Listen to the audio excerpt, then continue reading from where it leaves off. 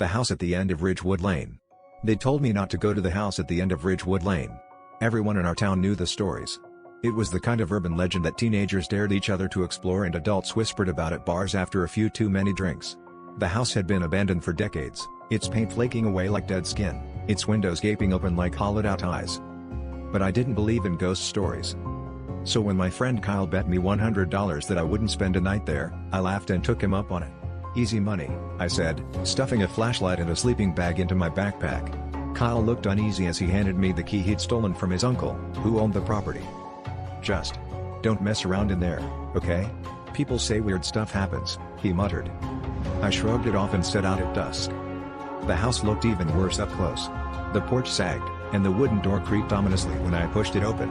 Inside, the air was heavy, stale, and tinged with something metallic. My footsteps echoed as I walked through the empty rooms. It was just a house. Nothing special. I set up in what must have been the living room, laying out my sleeping bag and lighting a few candles. The dim glow flickered against the peeling wallpaper, and for a moment, I thought I saw shapes moving in the shadows. I shook my head. Just my imagination. Hours passed. I killed time scrolling through my phone until the battery died. The silence was thick, punctuated only by the occasional groan of the old house settling. Around midnight, I started to doze off.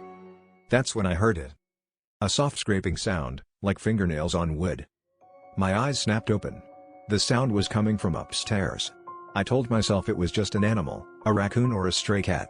Still, my pulse quickened as I grabbed my flashlight and crept toward the staircase. "Hello?" I called, my voice trembling despite my efforts to sound brave.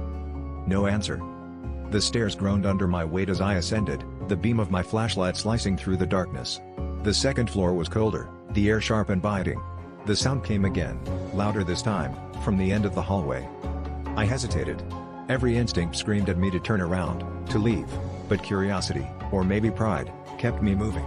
The door at the end of the hall was slightly ajar, and I pushed it open. The room was empty, except for a small wooden chest in the corner. It was old, its edges worn smooth, and the lid was slightly cracked open. The scraping sound had stopped, replaced by an oppressive silence that made my skin crawl. I approached the chest slowly, every step feeling heavier than the